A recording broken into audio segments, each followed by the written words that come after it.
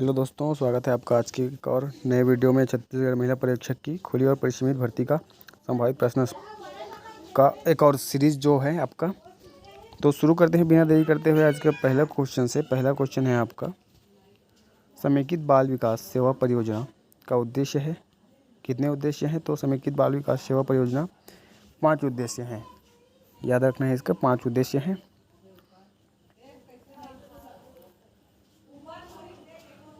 और बढ़ते हैं आगे अगले क्वेश्चन की ओर। अगला क्वेश्चन है दोस्तों, आंगनबाड़ी केंद्रों के सफल संचालन, उसके नियंत्रण एवं प्रभावी क्रियान्वयन हो गई है। क्रियान्वयन का दायित्व मुख्य रूप से होता है तो बाल विकास परियोजना अधिकारी के ऊपर होता है क्रियान्वयन का दायित्व। ये दाखिल होगा लिखा गया है या दायित्व होगा। परिवार कल्याण कार्यक्रम का मुख्य उद्देश्य है। परिवार कल्याण कार्यक्रम का मुख्य उद्देश्य है जनसंख्या नियंत्रण। परिवार कल्याण कार्यक्रम का मुख्य उद्देश्य जनसंख्या नियंत्रण है।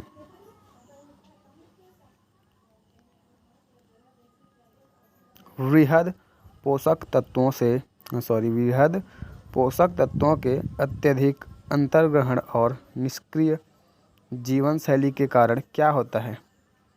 तो मोटापा होता है। वृहद पोषक तत्वों के अत्यधिक अंतर्ग्रहण और निष्क्रिय जीवन शैली के कारण मोटापा होता है।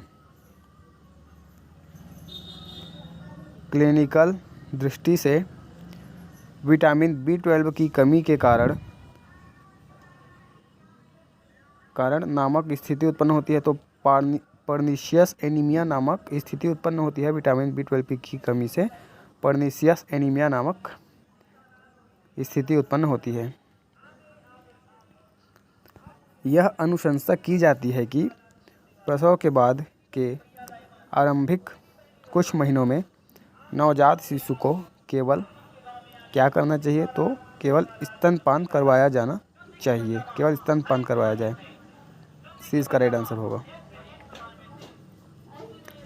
पंचभोज्य समूह योजना द्वारा यथा निर्दिष्ट पोषक तत्व अंतर्ग्रहण प्राप्त करने के लिए सूची तैयार करने की सुविधा देती है। तो RDA इसका राइट आंसर होगा। RDA पंचभोज्य समूह योजना द्वारा यथा निर्दिष्ट पोषक तत्व अंतर्ग्रहण प्राप्त करने के लिए सूची तैयार करने की सुविधा दी जाती है। फास्फोरस के निर्माण में महत्वपूर्ण भूमिका निभाती है। तो फास्फोरस के निर्माण में अस्थियों और दांतों का महत्वपूर्ण भूमिका निभाता है। फास्फोरस के निर्माण में अस्थियां और दांत महत्वपूर्ण भूमिका निभाता है। न्यूमोनिया की जटिलताएं का कारण बन सकती है। न्यूमोनिया की जटिलताएं का कारण बन सकती है हृदय गति में वृद्धि, सांस लेने में कठिनाई। तो उपरोक्त दोनों न्यूमोनिया की जटिलताएं का कारण बन सकती है। आगे बढ़ते हैं।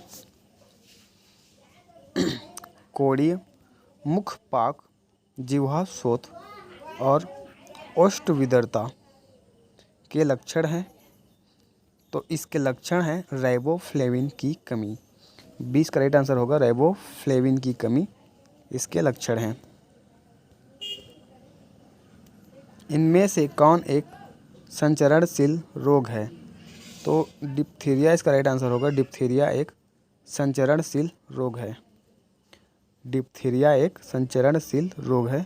20 का राइट आंसर होगा। डिप्थीरिया एक संचरणशील रोग है।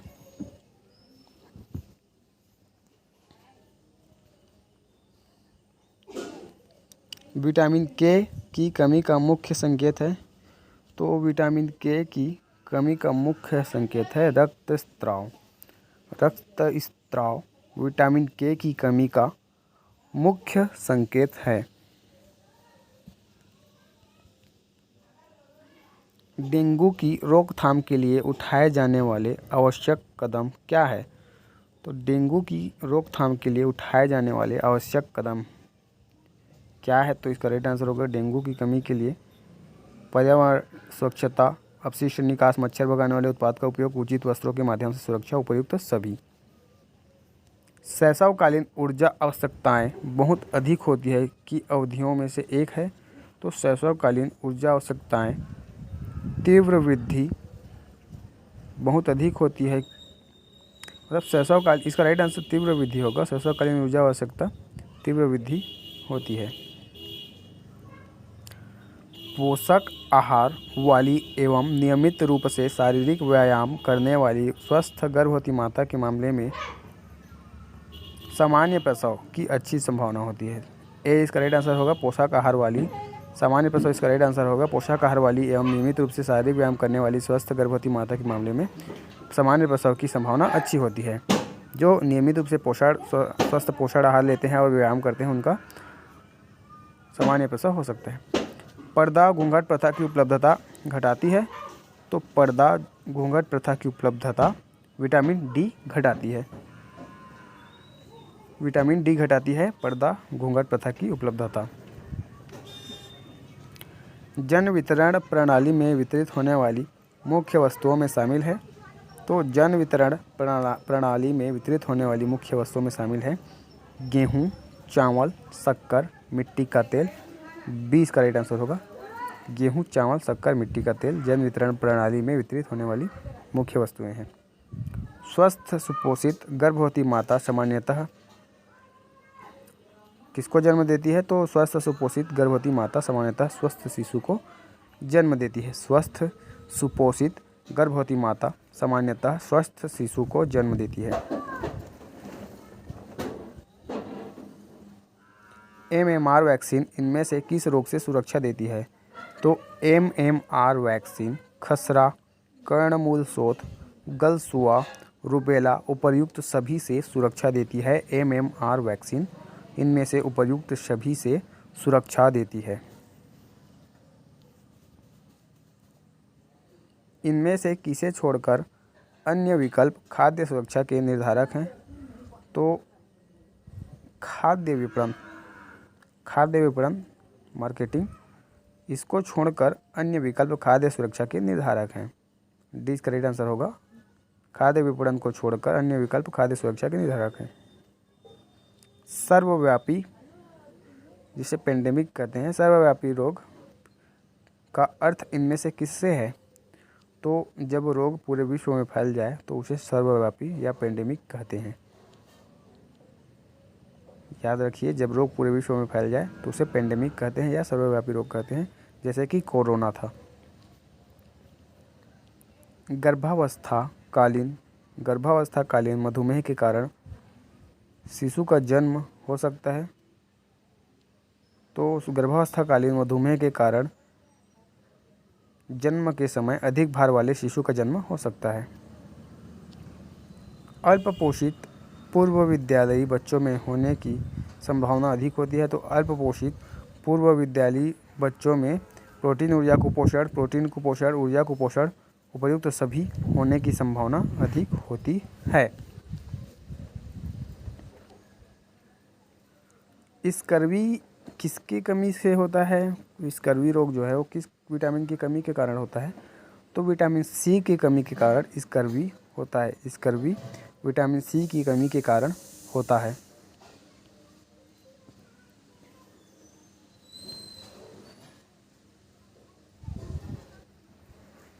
हीमोफाइलस इन्फ्लुएंजा नामक जीवाणु में रहता है, तो हीमोफाइलस इन्फ्लुएंजा नामक जीवाणु नाक व गले में रहता है। हीमोफाइलस इन्फ्लुएंजा नामक जीवाणु नाक व गले में रहता है। कहाँ रहता है हीमोफाइलस इन्फ्लुएंजा नामक जीवाणु, तो नाक और गले में। मानव शरीर में छीड़ बना दिए गए रोगजनक को प्रविष्ट कराने की प्रक्रिया को कहते हैं, तो मानव शरीर में छीड़ बना दिए गए रोगजनक को प्रविष्ट कराने की प्रक्रिया को टीकाकरण कहते हैं। मानव शरीर में छीड़ बना दिए गए रोगजनक को प्रविष्ट कराने की प्रक्रिया को टीकाकरण कहते हैं। 1 किलो कैलोरी के बराबर है, तो 1 किलो कैलोरी के बराबर है 4.184 किलो जूल। 1 किलो कैलोरी के बराबर है 4.184 किलो जूल। ये इसका राइट आंसर होगा।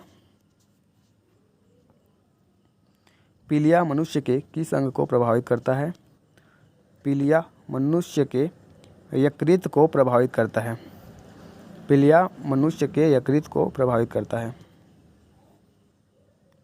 पीलिया मनुष्य के यकृत को प्रभावित करता है।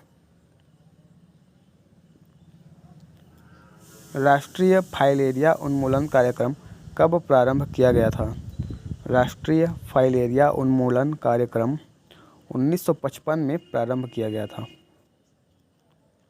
राष्ट्रीय फाइलेरिया उन्मूलन कार्यक्रम 1955 में प्रारंभ किया गया था। परिवार कल्याण कार्यक्रम का मुख्य उद्देश्य है? परिवार कल्याण कार्यक्रम का मुख्य उद्देश्य है जनसंख्या नियंत्रण। क्वेश्चन रिपीट हो गया, याद रखिए इसको। परिवार कल्याण कार्यक्रम का मुख्य उद्देश्य है जनसंख्या नियंत्रण। आगे देखते हैं। साधारणतः एकीकृत बाल विकास सेवा परियोजना केंद्र सरकार की क्या है? तो साधारणतः एकीकृत बाल विकास सेवा परियोजना केंद्र सरकार की केंद्र प्रवर्तित योजना है। एकीकृत बाल विकास सेवा परियोजना केंद्र प्रवर्तित योजना है। समेकित बाल विकास सेवा परियोजना का निम्न में से कौन सा उद्देश्य नहीं है? तो महिला सशक्तिकरण इसका उद्देश्य नहीं है। समेकित बाल सेवा विकास सेवा परियोजना का उद्देश्य नहीं है वो। 15 से 45 वर्ष की अन्य महिला को ICDS की कौन सी सेवा प्रदान की जाती है? 15 से 45 वर्ष की अन्य महिला को ICDS की पोषण एवं स्वास्थ्य शिक्षा सेवा प्रदान की जाती है। पोषण एवं स्वास्थ्य शिक्षा सेवा प्रदान की जाती है। समेकित बाल विकास के उद्देश्यों को प्राप्त करने के लिए निम्न में से कौन सी सेवा नहीं दी जाती?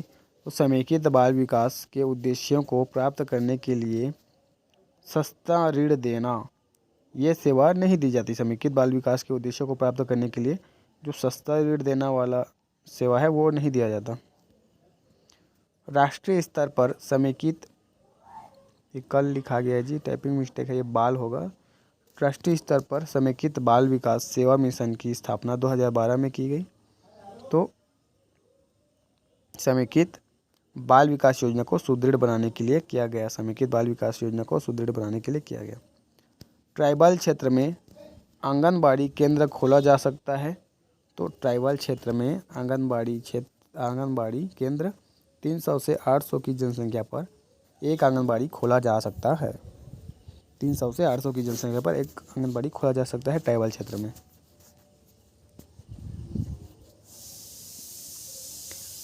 आंगनबाड़ी केंद्र का संचालन अवधि वर्तमान में क्या है? तो आंगनबाड़ी केंद्र का संचालन अवधि वर्तमान में 4 से 6 घंटा है। आंगनबाड़ी केंद्र का संचालन अवधि वर्तमान में 4 से 6 घंटा है। ICDS की सेवाओं का लाभ लेने की दृष्टि से अस्थायी निवासी होगा। तो ICDS की सेवाओं का लाभ लेने की दृष्टि से अस्थायी निवासी होगा जो आंगनबाड़ी क्षेत्र में 6 माह से कम निवास करता है। जो आंगनबाड़ी क्षेत्र में 6 माह से कम निवास करता है। ग्रामीण शहरी क्षेत्र में आंगनबाड़ी केंद्र स्थापित किया जा सकता है। तो ग्रामीण शहरी क्षेत्र में आंगनबाड़ी केंद्र 400 से 800 की जनसंख्या पर एक मिनी आंगनबाड़ी स्थापित किया जा सकता है। 400 से 800 की जनसंख्या पर। ग्रामीण शहरी क्षेत्र में मिनी आंगनबाड़ी केंद्र स्थापित किए जाने का मापदंड है। तो ग्रामीण शहरी क्षेत्र में मिनी आंगनबाड़ी केंद्र स्थापित किए जाने का मापदंड है 150 से 400 की जनसंख्या पर एक मिनी आंगनबाड़ी। ग्रामीण शहरी क्षेत्र में मिनी आंगनबाड़ी 150 से 400 की जनसंख्या पर एक मिनी आंगनबाड़ी। जनजातीय क्षेत्र में मिनी आंगनबाड़ी केंद्र स्थापित किए जाने का मापदंड है। तो जनजातीय क्षेत्र में मिनी आंगनबाड़ी केंद्र स्थापित करने का मापदंड है 150 से 300 की जनसंख्या। जनजातीय क्षेत्र में मिनी आंगनबाड़ी 150 से 300 की जनसंख्या पर एक मिनी आंगनबाड़ी का मापदंड है। परिवार विवरण पंजी किस वर्ष में कब तैयार किया जाएगा? तो परिवार विवरण पंजी प्रत्येक वर्ष में एक बार अप्रैल माह में तैयार किया जाएगा। प्रत्येक वर्ष में एक बार अप्रैल माह में तैयार किया जाएगा। इसमें से कोई नहीं से रामे से कौन ICDS का हितग्राही नहीं है? तो 50 वर्ष से अधिक आयु की अन्य महिलाएं इनमें से ICDS का हितग्राही नहीं है। डी राइट आंसर होगा। ICDS के हितग्राही इनमें से कौन नहीं होगा? तो 50 वर्ष से अधिक आयु की अन्य महिलाएं।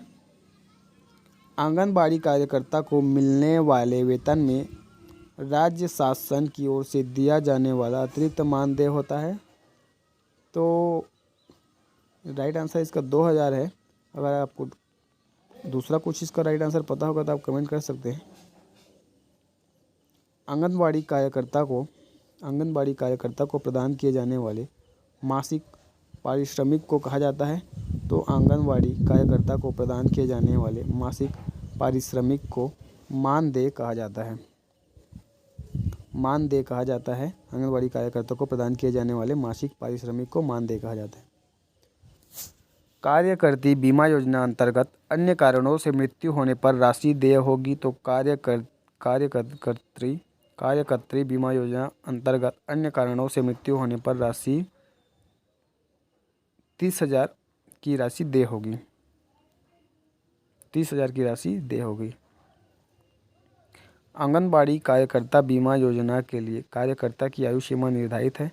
तो आंगनबाड़ी कार्यकर्ता बीमा योजना के लिए कार्यकर्ता की आयु सीमा 10 से 60 वर्ष निर्धारित है। किसी भी क्वेश्चन में अगर आपको डाउट होता है तो क्वेश्चन का नंबर लिख के आप दोस्तों कमेंट कर दीजिएगा।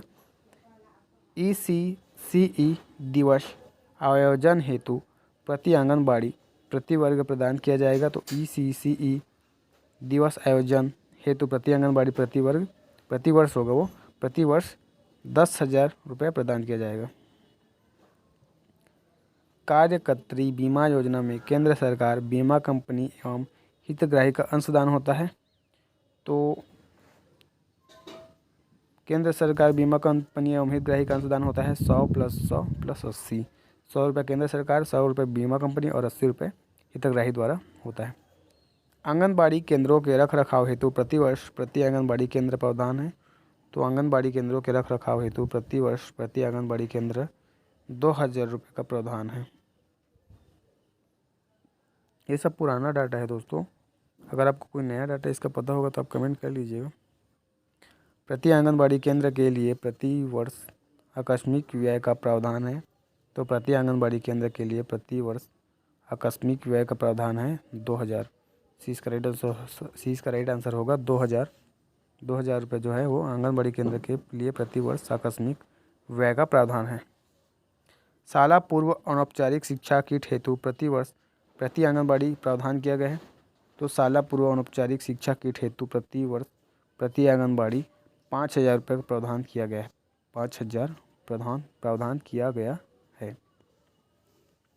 आज के लिए इतना ही। Thank you for watching. धन्यवाद दोस्तों।